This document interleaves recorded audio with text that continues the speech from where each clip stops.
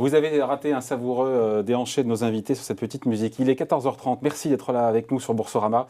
Bourse au live, ça continue. C'est depuis hier, mais ça continue jusqu'à ce soir, plus de 19h. Du direct donc. Et on va parler de quoi? Des marchés américains. Parce qu'évidemment, ils nous font rêver et à juste titre. Alors d'accord, ok, c'est compliqué depuis le début de l'année pour les marchés au global. Il y a ce bear market sur le marché américain. Mais ça nous fait rêver. Les performances, évidemment, depuis maintenant plus de 10 ans, voire 20 ans. Les noms prestigieux, évidemment, General Electric, Tesla, Boeing, Apple, Amazon. Mais c'est vrai que pour l'investisseur français qui est tranquille chez lui devant son écran, pas facile d'investir sur les marchés US. C'est pas aussi facile que de jouer le CAC 40 et quand on joue, comme on dit, à domicile. Alors quelles sont les spécificités, les particularités à connaître pour l'investisseur, les erreurs à éviter, à ne pas commettre? On en parle avec nos invités. Bonjour Molly. Bonjour. Molly Doran, directeur au sein de l'agence de conseil pour les sociétés cotées Labrador. Je l'ai dit avec l'accent américain. Labrador. Oui, c'était parfait. C'est le même mot. Hein. Bonjour Louis. Bonjour David. Louis Yang, donc cofondateur du Café de la Bourse. On commence avec vous, Louis, ou qui veut commencer d'ailleurs au passage, mais juste qu'on plante un peu le décor pour les marchés, pour le particulier, pour l'épargnant qui nous regarde, qui n'a jamais osé franchir non pas le Rubicon, mais en tout cas l'Atlantique, pour aller investir sur ces marchés américains. S'il fallait un peu planter le décor, qu'est-ce qu'on dit comme ça d'emblée?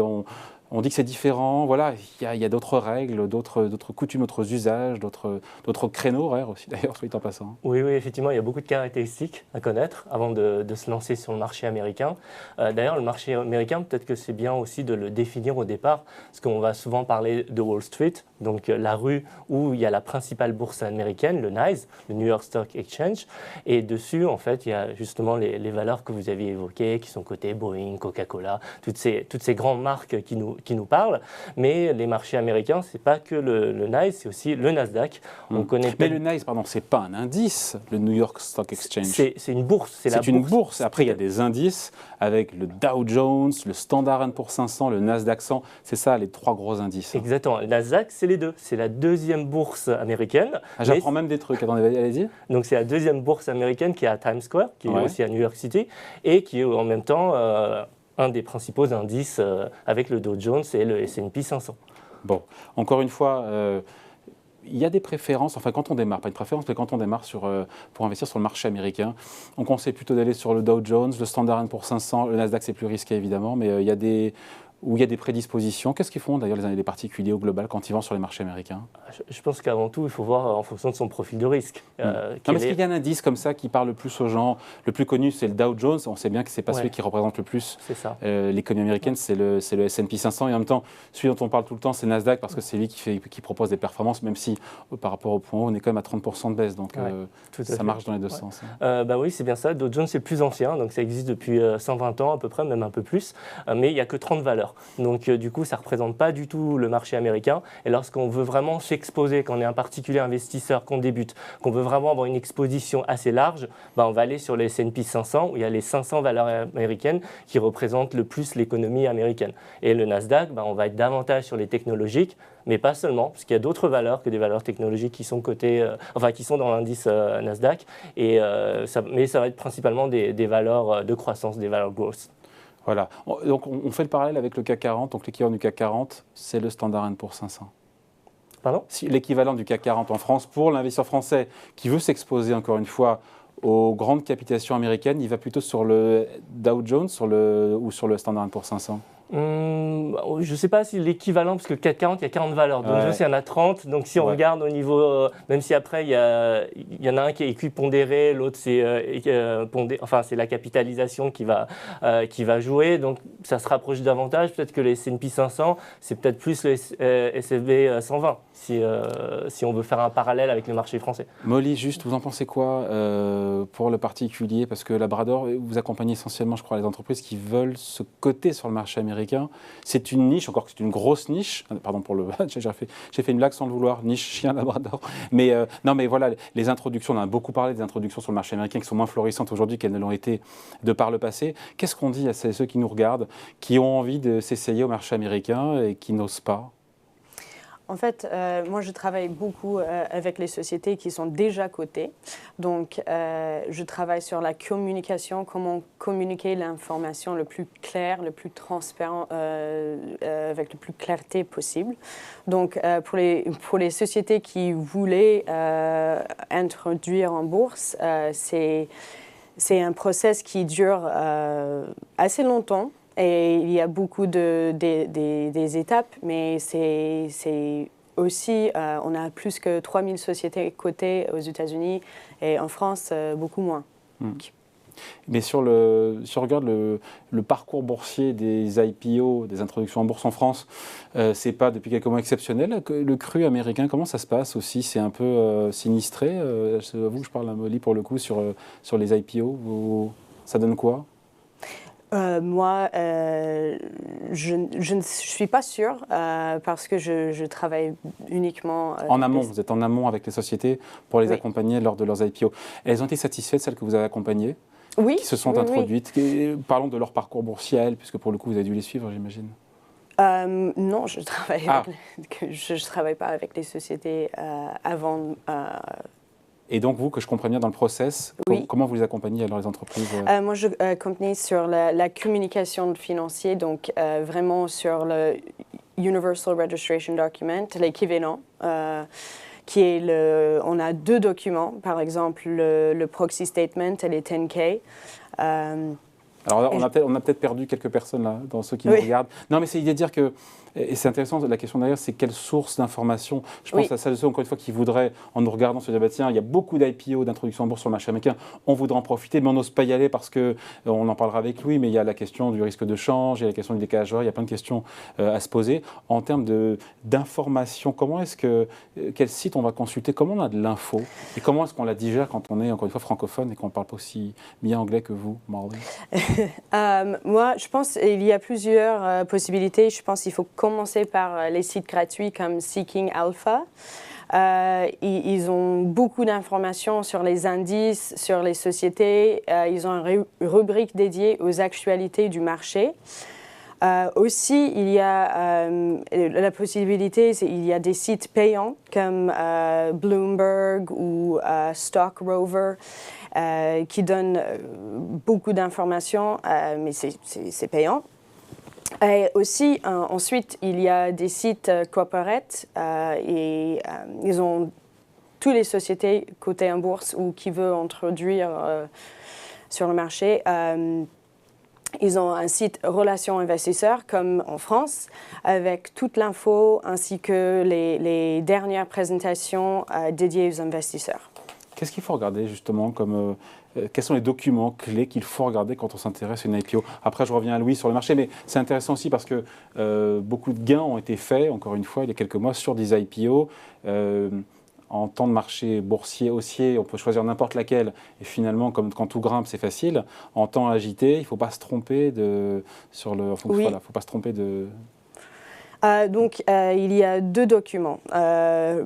Par exemple, on a le 10K et le Proxy… le fameux, Ouais, le 10K et le Proxy Statement. On a 2 documents aux États-Unis et vous avez un document, le Universal Registration Document. Mais le 10K est l'équivalent du RFA ou Universal Registration Document. Ça inclut, par exemple, les comptes consolidés, les principaux risques de l'entreprise et les résultats annuels. Le problème, on n'a pas encore arrivé avec des documents pédagogiques, avec des graphiques qui bien expliquent les résultats, par exemple. Ça reste un document assez sec, avec très peu de valeur ajoutée et qui aide les lecteurs à mieux comprendre l'information, à la compréhension. En tout cas, donc on a plus d'informations. Il faut aller à la pêche aux informations, mais il y a plus d'informations potentiellement quand une société s'introduit sur le marché américain que sur le marché français. Oui, mais c'est moins structuré, c'est moins communicatif, c'est un peu plus… Combien de sociétés vous avez accompagnées sur le marché américain, là, depuis 1 an ou depuis 18 mois? Quelques noms, et puis quelques noms, parce qu'on parle de... Moi, je travaille avec Moderna, je fais le rapport annuel, le rapport ESG, qu'on va parler, je pense, un peu après, et le proxy statement, qui est l'équivalent du brochure de la convocation. Donc, vous avez les résolutions, la gouvernance et la structure, la rémunération. Et ce qui est très important aux États-Unis, c'est la rémunération. On a des salaires 10 fois plus hautes que les salaires en France. Et c'est intéressant parce qu'ils ont l'obligation de publier les 5 salaires les plus hauts de la société. Et c'est en fait, le proxy statement, c'est beaucoup plus pédagogique que le 10K. Il y a beaucoup de graphiques qui expliquent la philosophie. Après, la philosophie, c'est comment on rend la monnaie. Donc, c'est beaucoup plus clair. Ouais. Louis, on parlait des IPO, des introductions en bourse. Quand on s'intéresse au marché américain, est-ce que c'est la bonne clé d'entrée que de commencer par les IPO? Mieux vaut commencer plutôt... Alors, les IPO, ce n'est pas la martingale. Effectivement, les dernières années, il y a eu vraiment un essor d'IPO. Comme vous le disiez, quand tout monte, c'est quand même plus simple. Mais c'est plus facile de miser sur le bon chameau et non pas le bon labrador. Non, je pense qu'il faut vraiment analyser une IPO comme on analyse une société qui est déjà cotée en bourse. Il faut vraiment, comme on vient de le dire, regarder les documents financiers de la société et les analyser une par une en fonction de son modèle économique, de ses anticipations. Je pense notamment à l'essor qu'il y a eu sur les SPAC cette année passée. C'est derrière nous maintenant. Voilà, heureusement c'est derrière nous, mais ces coquilles vides, c'était quand même des investissements très risqués, très volatiles. Alors effectivement, moi je pense qu'il y a de quoi faire. Vu le nombre de sociétés américaines disponibles, cotées en bourse, qui ont fait leurs preuves dans la durée. Avant d'aller s'intéresser aux introductions en bourse. Exactement. C'est le 2e étage de la fusée, les introductions en bourse. On peut dire ça, on va dire pour quelqu'un qui... Quand on s'initie, qu'on commence, voilà, quand on s'initie, exactement. C'est pas on peut déjà... Il y a de quoi faire sur le marché américain. Sur les risques de change, il faut expliquer, il y a la question des créneaux horaires, du risque de change. Ce sont des spécificités de marché qui sont différentes, évidemment, de ce qu'on a sur un marché européen et français. On va peut-être commencer par le créneau horaire qui est plus simple. Lorsque les marchés américains ouvrent le matin, là-bas, c'est l'après-midi ici. Donc il faut être conscient que si on veut traiter des valeurs américaines, on va pouvoir les traiter autour de 15h30 et les marchés là-bas vont fermer à 22h heure française. Donc il faut aussi être présent et disponible de manière un peu plus tardive que si on traitait Euronext Paris. Donc ça c'est le premier point. Voilà. Après, sur les risques de change, c'est intéressant. C'est important parce qu'on l'a vu sur les parités de change, il y a eu beaucoup de mouvements sur l'euro-dollar, un euro qui a beaucoup baissé. Oui. On dirait un euro qui baisse, quand on achète des valeurs américaines, c'est tout bénef. Tout à fait. Parce dans ce sens-là. Oui, exactement. C'est-à-dire que là, on est dans une période intéressante pour l'investisseur français, parce que la devise de référence, c'est l'euro. Du coup, l'investisseur, lorsqu'il va aller sur des valeurs américaines, il va devoir convertir ses euros en dollars. Ouais. Donc, en fait, acheter des valeurs américaines, c'est finalement détenir du dollar. Donc, si le dollar s'apprécie par rapport à l'euro, c'est tout bénef pour le portefeuille boursier de... Ouais, depuis un an, c'était coup double. Jusqu'au point haut des marchés américains. Il y avait à la fois le gain en tendance sur la bourse américaine, plus le gain de... On a eu 5 à 10%, je crois, de mémoire, ou facile, en gain de change sur le dollar. Tout à fait. Après, il faut regarder quand même plus large. Là, effectivement, ces derniers mois, depuis 2 ans, on va dire à peu près, c'est très positif. Si on regarde plus en arrière, les personnes qui seraient rentrées dans les années 2000, fin des années 2000, du coup, le risque de change était vraiment présent et a joué, à pénaliser la performance de leur portefeuille américain. Et si on est en marché baissier, en tout cas, on l'est maintenant depuis plusieurs mois, on se prend la baisse à la fois de l'indice, pour le coup, et dans le mauvais sens, l'effet de change qui est cumulatif. Tout à fait. Mais en sachant qu'il y a quand même des stratégies qui permettent d'éliminer le risque de change. Ça s'appelle une couverture. Ça s'appelle une couverture, exactement. Justement, l'été, c'est utile aussi, les couvertures. Louis, les moyens des plus simples aux plus sophistiqués, aux plus complexes pour s'initier et investir le marché américain. Il y a une palette. Encore une fois, il y a des actions directes, il y a des SICAV, il y a des ETF, il y a des produits effets de levier. Enfin voilà, il y en a pour tout le monde. Après, il ne faut pas se tromper, là, encore une fois, Oui, exactement.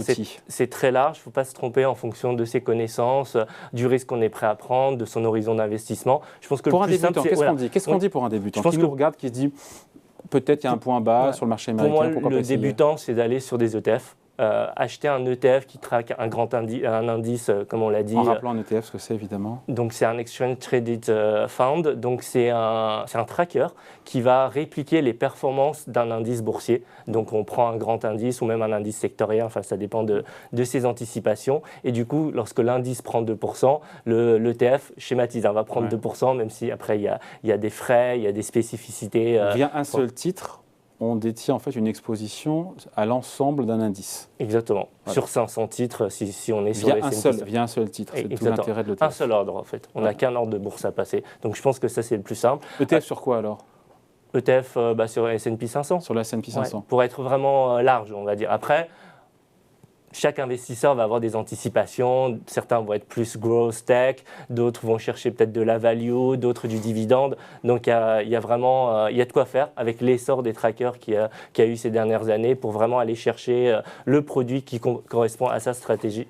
Un peu dans la même idée, les SICAV. Ouais. Donc, juste avant, sur l'ETF, Louis, on peut avoir un ETF aussi S&P 500 couvert contre le risque de change si on n'a pas envie de s'exposer, parce que finalement c'est très difficile d'avoir un point de vue sur une devise, et même je crois que la plupart des banquiers centraux admettent qu'eux-mêmes ne savent pas trop où vont les parités de change. Donc c'est pas nous à notre petit niveau qui allons le savoir. Tout à fait. Pour un investisseur particulier, plutôt que d'aller sur des produits dérivés pour faire sa propre couverture, il vaut mieux prendre un ETF qui élimine le risque de change des ETF. Mais c'est un coût.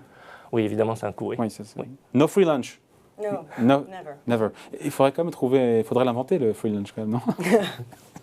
Bon, quand on pense marché américain, on pense évidemment GAFA, même si beaucoup de GAFA ont vu leur valo corrigé. On peut avoir aussi quelles stratégies on peut avoir au-delà des GAFA, parce que c'est un peu c'est l'arbre qui cache la forêt, mais il y a d'autres stratégies pour trouver des valeurs décotées, des valeurs moyennes, des valeurs qui versent plus de dividendes, comme ce qu'on peut avoir les small et mid cap en France. On a l'équivalent évidemment sur le marché américain. En fait, des valeurs à haut rendement. En fait, on peut tout faire comme sur les valeurs françaises. Ça va dépendre effectivement des stratégies. Dernièrement, là, on est dans un bear market, mais on va dire que jusqu'au début d'année, c'est les valeurs growth qui ont vraiment tiré les indices américains à la hausse, donc notamment les GAFAM. Mais si on veut maintenant chercher d'autres stratégies, on peut aller sur des valeurs décotées, sur du value. On peut évidemment aussi aller sur du dividende, notamment aux États-Unis, il y a ce qu'on appelle les aristocrates du dividende. Donc, il y a différents critères pour qu'une valeur soit qualifiée d'aristocrate du dividende, mais je pense que la principale à retenir, c'est que ce sont des valeurs qui, durant 25 ans, ont augmenté leurs dividendes. Non seulement versent du dividende chaque année, mais ont augmenté. Donc ça peut être une stratégie. On peut aller sur des small and mid caps aussi, mais là, je pense que pour quelqu'un qui veut s'initier, c'est aussi une étape d'après. Voilà. Je pense qu'il faut commencer par les large cap. Et après, éventuellement, il y a les IPO. Voilà. Non mais c'est vrai, on ne se lance pas n'importe comment dans les IPO. D'ailleurs, ça me fait penser qu'il y a des questions, vous pouvez les poser évidemment en direct. Bourso Live, je regarde les questions. Où trouver les documents importants sur les sites des sociétés américaines? On l'a évoqué un petit peu ensemble, Molly, tout à l'heure, on va les redonner. Oui. Vous avez aussi la SEC, le SEC, qui Security Exchange Commission, tout à fait, l'équivalent de l'AMF chez nous. Exactement, et ils ont un site qui est assez simple à naviguer, avec toute l'info comme le 10K, le proxy statement, aussi les earnings, donc les trimestriels qui sont filés, déposés. Ok.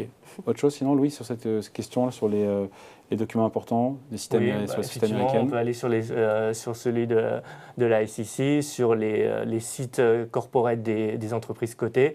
Et après, effectivement, personnellement, j'aime bien Seeking Alpha. Il y a d'autres sites comme MarketWatch, CNBC. Enfin, il y a beaucoup de sites d'information financière, boursière disponibles. Après, c'est en anglais.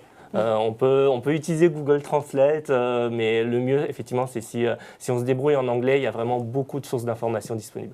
Question sinon de Marie sur la fiscalité. Est-ce que la fiscalité des actions américaines est différente sur les plus-values et sur les dividendes?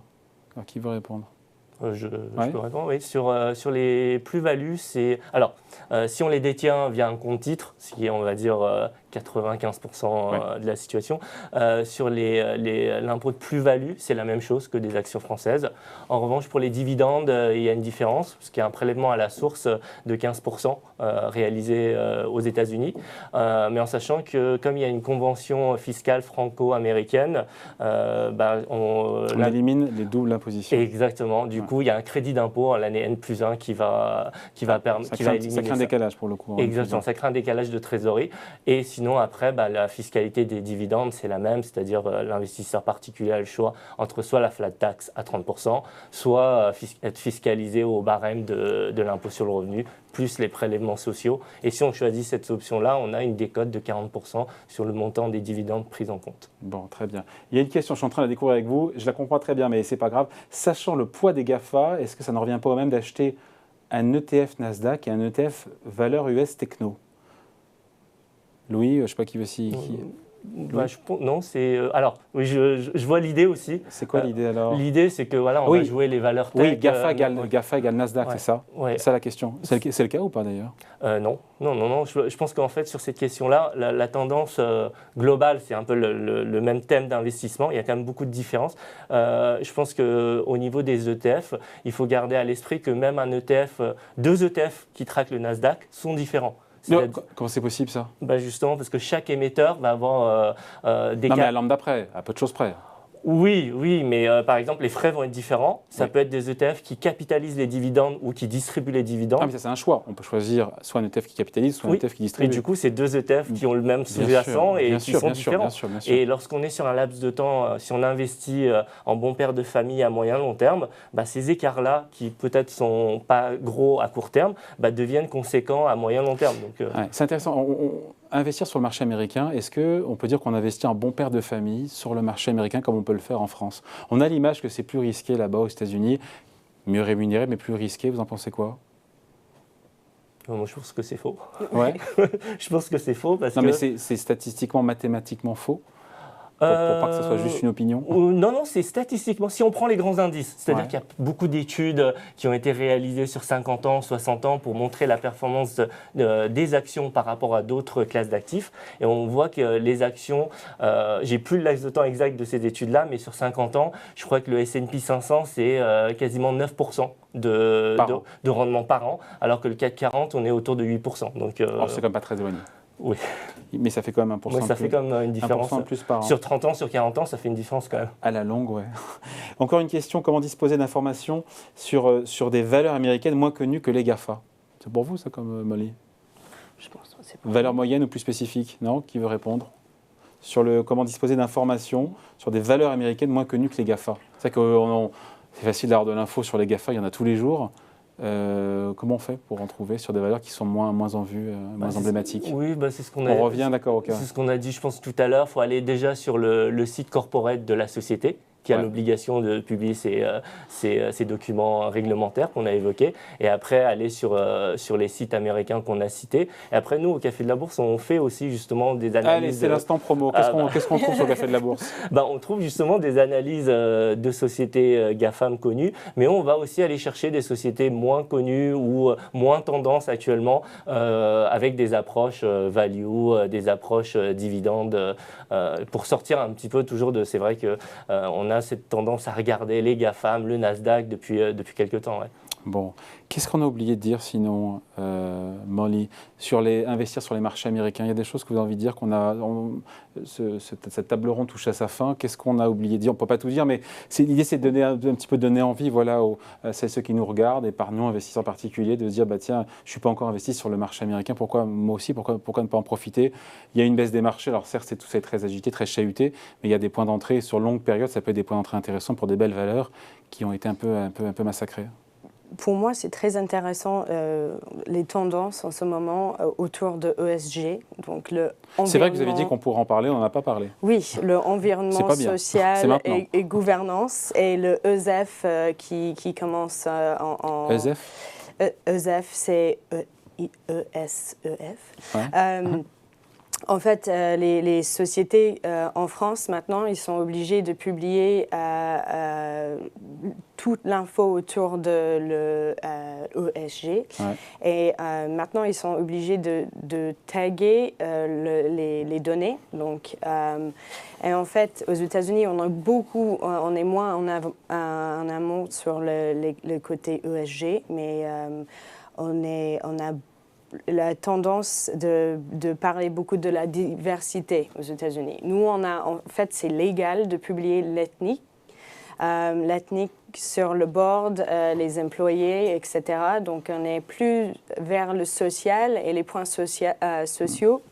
Mais on n'est plus sur le E en Europe, on sera plus sur le E, tout à fait. l'Amérique plus sur le S. Donc, c'est très intéressant de voir les différences en termes le fond et la forme d'information aussi. Bon, mot de la fin pour vous, Louis. Il y a des choses qu'on n'a pas tout dit, évidemment, mais qu'est-ce qu'on peut ajouter sinon, en quelques mots? Oui, je pense que ce qu'on a dit actuellement, on est certes dans un bear market, il y a de la volatilité, mais pour un investisseur qui a envie de prendre le temps, qui a un horizon d'investissement long, il y a peut-être des points d'entrée intéressants à aller identifier sur des valeurs solides qui, du coup, ont retrouvé des niveaux de valorisation plus raisonnables sur les marchés. Bon, merci à tous les deux. J'espère qu'on aura, grâce à vous, levé quelques appréhensions, quelques freins à investir pour les investisseurs qui nous regardent, pour aller justement investir sur ce marché américain. Merci Molly. Molly Doran, directeur au sein de l'agence de conseil pour les sociétés cotées Labrador. Et merci à Louis Yang, cofondateur du Café de la Bourse. Merci à tous les deux. C'est fini pour cette conférence, cette table ronde. Boursorama continue bien sûr. Restez avec nous.